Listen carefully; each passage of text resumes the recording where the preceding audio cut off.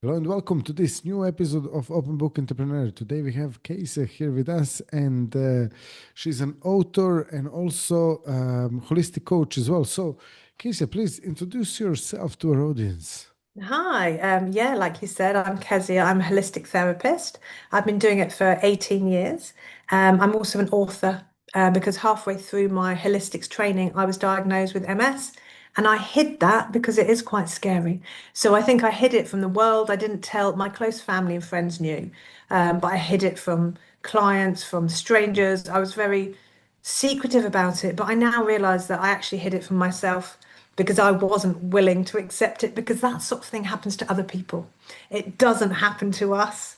Um, so yeah, I hid my MS for so long, and I did, as MS does, it progresses. So I got progressively worse. So I wasn't using a walking stick at all, and then I was using a walking stick, and then I was using two walking sticks, and then to be honest, I stopped going out. I stopped doing things. I became a bit of a hermit, which is very unlike me because I'm quite outgoing and quite outspoken, and my MS sort of took over. I was still sinking myself into work because I've got a salon built in the garden, so it's my little hideaway, and I still work from there now. And it meant I could get into the salon, I could literally hide my walking sticks, and I know the space. So people didn't know about my MS, but I got to the point where I was so bad, and I was taking all the medication that I was told. I was doing injections, and then I went to infusions, and then one day my neurologist said, "I'm really sorry. There's nothing else we can do for you. The NHS can do for you. You'll be in a wheelchair by Christmas." And that was in 2018, and I literally pulled up my big girl pants and I went, "No." And I'd heard about a stem cell transplant.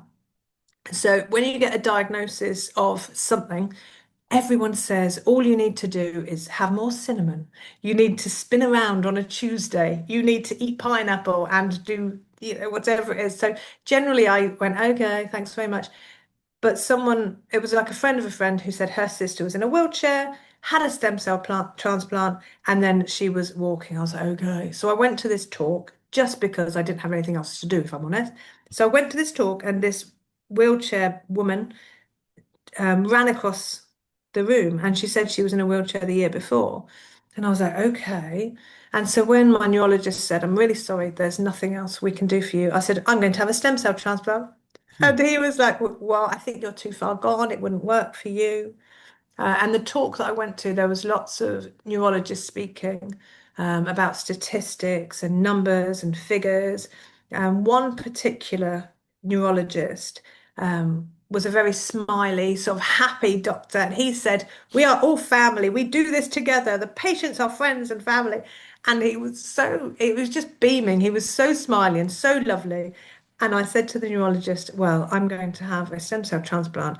And that doctor happened to be in Russia. So I was like, right, I'm going to Russia to have a stem cell transplant. And I came out to the world, fundraised, and I headed to Russia and had a stem cell transplant. And then on return, I wrote my book, Rose Tinted My Story, because it's not okay to, to be alone. And lots of times when things happen, we think it's only us and other people don't understand. But there are lots of people going through not just MS, because mine's multiple sclerosis, but different diseases and even everyday life, things happen. And it feels like it's only us, but other people are going through things as well. And, I was so not ashamed, but I think I didn't want to deal with it.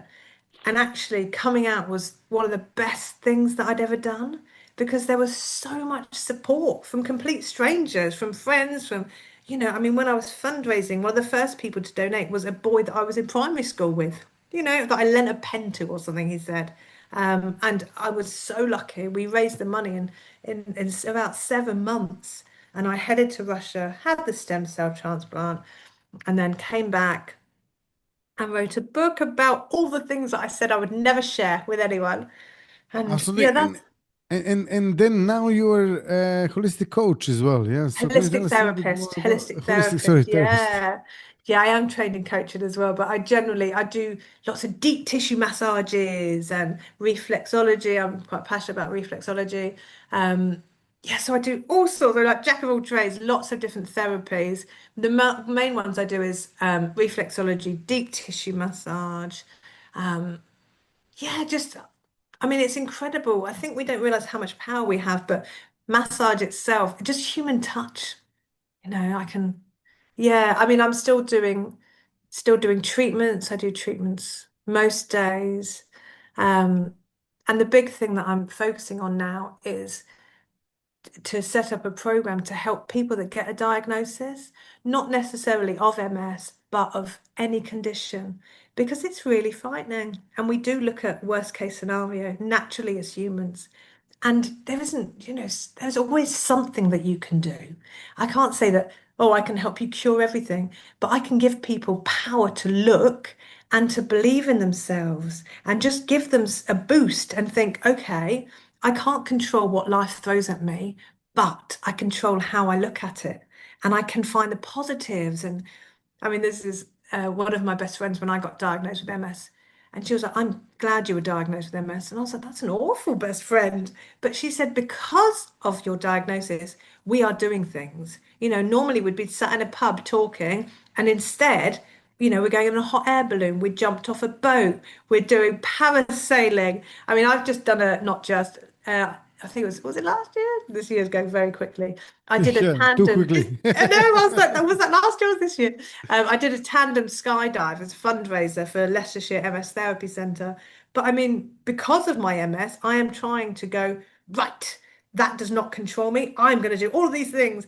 And I mean, the skydive wasn't on my bucket list. It was purely because someone says, oh, you'll do that. I was like, yeah, yeah, yeah, just check my diary, check my diary. I'm very busy. And they were like, okay. And they put me down. And I mean, it was a tandem. I was attached to someone, luckily. But that was never anything I thought I would do. But because it was for the charity, and the centre means so much to me, it's a really good charity. I'd signed up and I did this skydive. So you How was can that? do. It was. Do you know what? It was amazing. I wasn't petrified because the way I handled my MS and the skydive as well is I put my fingers in my ears and go la la la, everything will be okay, everything will be okay. And then it was only when we were being tested because they have to check that you can get your legs up and you can put your legs back. It was only when we were doing that I suddenly went, oh my gosh, what am I doing? On the actual day, I was like, oh my gosh, because I'm quite good at, well, I was quite good at burying my head in the sand, which is not healthy, but I did that for a long time to cope with things. With the skydive, I definitely did that. But it was incredible. You can't explain it. Just being in the air, and it's just being in the air, and it's so still and quiet, and you're literally flying, I thought it'd be very quick, and it's really, really quick because I did a double somersault out of the actual plane. It looks incredible. I've got video footage of it. I somersault out of that, and then it just stops, and and you're literally like a bird for a little bit of time, and then obviously the landing is a bit less bird-like, but I did land on my feet because I had an incredible instructor. He was amazing. Yeah, it's one of them things that you should experience. Definitely. Okay, so also, going back to the holistic therapist, like, so Mhm. how do you help your clients as a holistic therapist? Well, I couldn't work for anyone else, I don't think, because I mix and blend. So I start with initial consultation. So we look at, their lifestyle and then also what they want. Lots of people they'll come to me, for example, and say it's their left shoulder. They've got pain in their left shoulder. And I'm like, okay. And I suggest to most people that we do a full body initially, because although it might be the left shoulder, it might be the right hip. Because Mm. our bodies, they need to be, if they're not in alignment. So I normally suggest a full body massage. I had a lady yesterday actually, and she was having back problems, and she had a full body massage. But because I'm reflexology trained, when I was on her feet, I thought, well, I may as well do a bit on her back, well, on the point that represents her back on her foot, if that makes any Mhm. sense. So I sort of mix and blend, and I put some aromatherapy oils while I'm doing a deep tissue, and then I do some reflex. So each of my treatments is bespoke, I guess, for each person. Lots of my clients have been with me for years, so I know which points to work on. So, yeah, it works.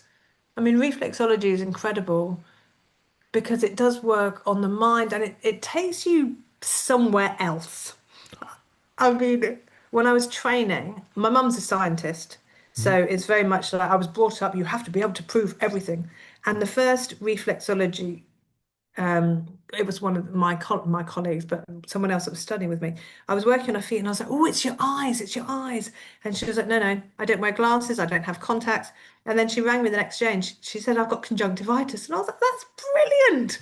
Awful for you, but how cool. And I thought nothing on it. And the next one, I was like, oh, it's your intestines. And she said, my IBS is really bad at the moment. And I was like, oh my gosh. And this just kept happening. And it happens now. I mean, I've been doing reflex for 18 years now. So, but it absolutely astounds me. And I think my clients quite like that I'm still like, "Oh, really? You know, and it's so incredible. And yeah, it's You're I like natural. to You're natural, basically. Yeah, yeah. I I always mean, think I'm blagging through things, but it seems things sort of come together, don't they? definitely, definitely. So what's your plan for your businesses in the next 12 months? Um, I'm going to get people onto my program. So the program is diagnosis is not a full stop, and it will be one-on-one, because everyone handles life differently. If you get a diagnosis, you handle it differently. Your body responds differently.